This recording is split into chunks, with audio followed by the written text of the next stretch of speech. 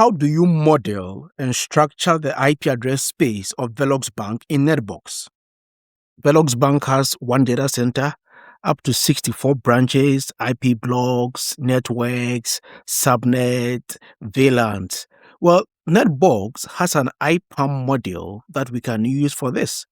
IPAM simply means IP address management, and this is where we can document all our network-related data. So let's look at the IPAM model in NetBox. We have a couple of sections: IP addresses, prefixes, ASNs, aggregate, VRFs, VLANs, and other. So under IP addresses, we have IP addresses and IP ranges. What is the difference between these? What is the difference between IP addresses and prefixes? Let's highlight some of these key sections so that we can understand how the IPAM model relates to our network topology. So we have aggregate. Aggregate is simply our top level IP block. So for example, the IP block that we assign to the entirety of Velox Bank, this could be a private IP block, or this could be a public IP block that we obtain from a regional internet registry.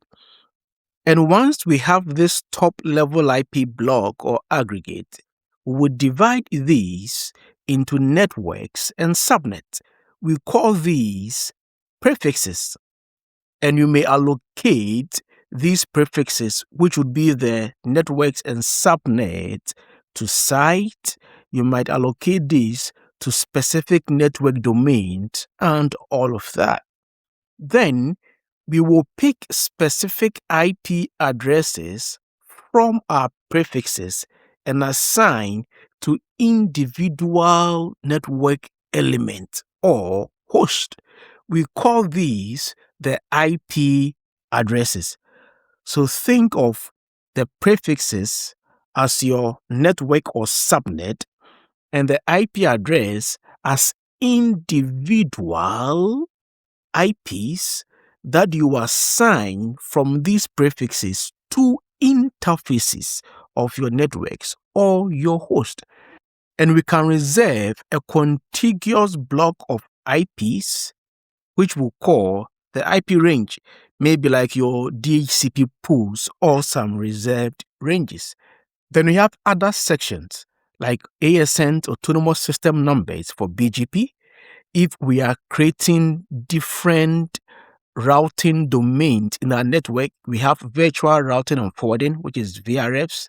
Then another key element would be VLANs.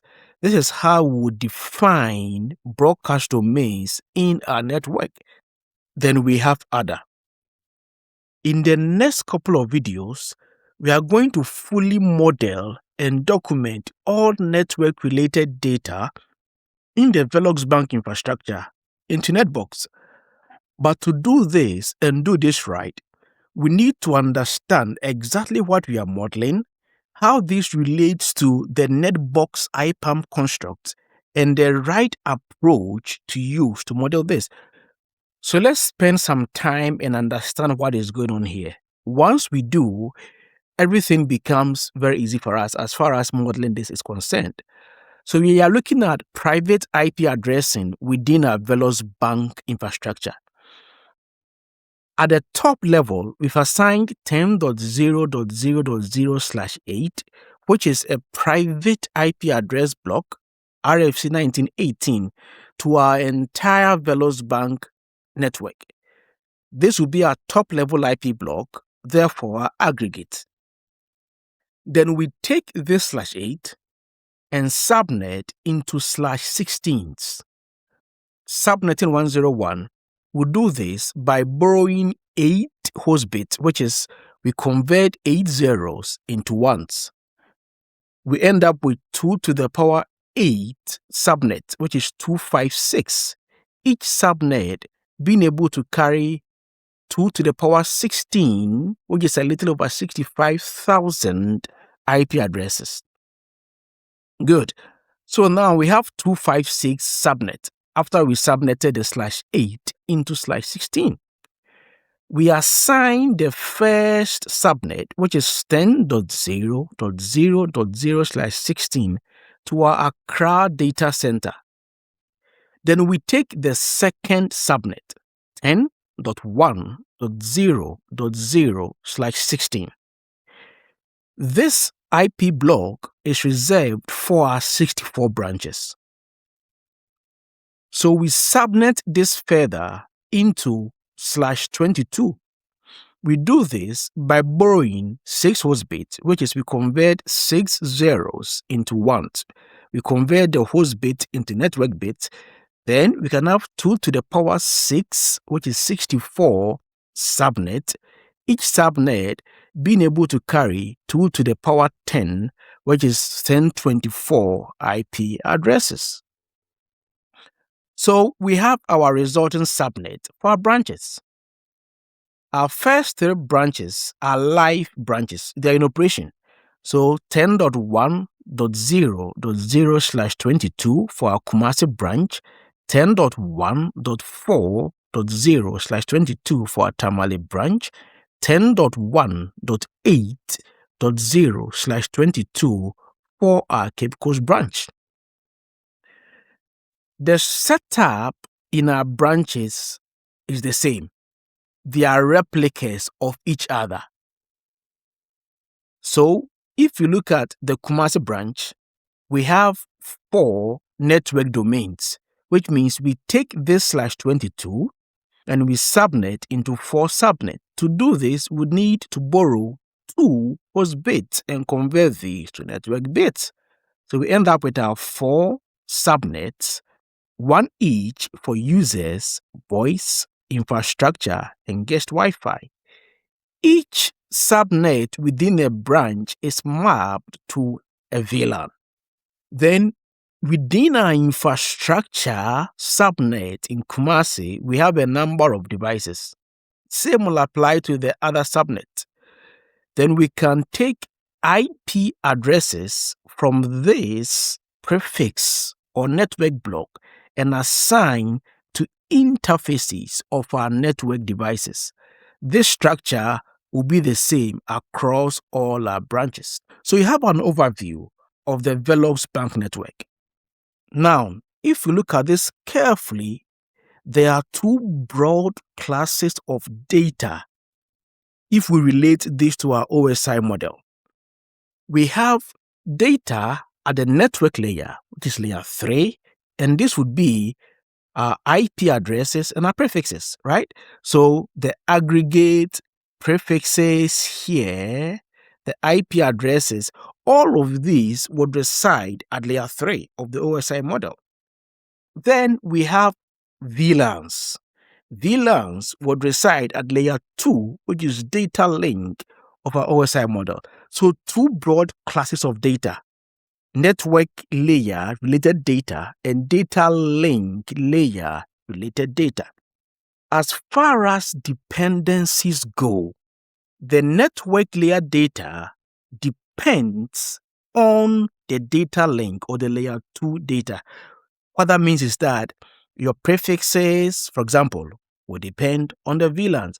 So in Kumasi, for example, at the time that we created this prefix for our user subnet, voice subnet, and all of that, we need to map this to a VLAN. What that simply means is that VLAN should first be created before we can do that mapping. And if we come to NetBox, this logic also exists. So, for example, if you go to prefixes and we add a prefix, as we add the prefix, we can do the VLAN assignment, which means that we should have already modeled the VLANs on NetBox. But if you go to VLANs, for example,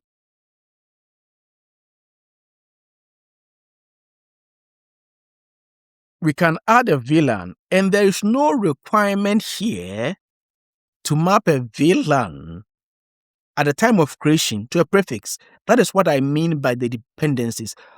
Once you understand this, it makes it easier to model the infrastructure right. Simply, we'll first have to model the VLAN information first, populate NetBox with all of this data that, okay, we have VLAN 10, we have VLAN 20, we have VLAN 30, 40, and this is the same across all of these branches, and VLAN 10 is used for this purpose, VLAN 20. We need to model that. Once we do that, then we can model our layer 3 information, which will be our aggregate, prefixes, IP addresses, and all of that, not the other way around. Now that we understand how our network is structured and how this relates to the various components in NetBox IPAM, let's look at how our data is stored today. Currently, we have this data stored in an Excel document. Let me pull that out. So all that we discussed, Velox Bank network admins have captured it here. We have our aggregate, how the subnetting is done. We've reserved the 10.0.0.0/16 to our Accra data center. We can see it here. In that subnet block, we have a number of prefixes mapped to VLANs for different purposes. Then, within our branches, we've reserved the 10.1.0.0/16. We've divided this into /22 subnet. We have all of these allocations here. First 3 branches are active. We have a couple of branches that we have planned and all of that. Then in each branch, we have a template for VLANs. I said that the setup of the branches the same. We have 4 subnets mapped to VLANs 10, 20, 30, 40, and they are reserved for these purposes, right? So VLAN 10 for user VLAN, VLAN 20 voice, VLAN 30 are infrastructure, VLAN 40 guest Wi-Fi VLAN. And if we come to Kumasi, drill into that, we see that for our user VLAN, we have some allocations. We have some allocations for our voice VLAN. In our infrastructure, we have some devices here, routers, switches, APs, printers, that we have some allocations, and same for our guest Wi-Fi. This may be how you have your network data stored today, like Velox Bank, in Excel documents or in spreadsheets. But we can agree that this is not the best approach. One, it's difficult to keep this updated or consistent, especially if you have a team with multiple persons. 2, this provides limited interfaces as far as automation is concerned. So, in the next couple of videos, we are going to ensure that all our network data is modeled and imported into NetBox. Remember, doing it right. So starting from layer 2, then we can go to layer 3. If this video was helpful, please check and subscribe to this channel and like the video. Thank you.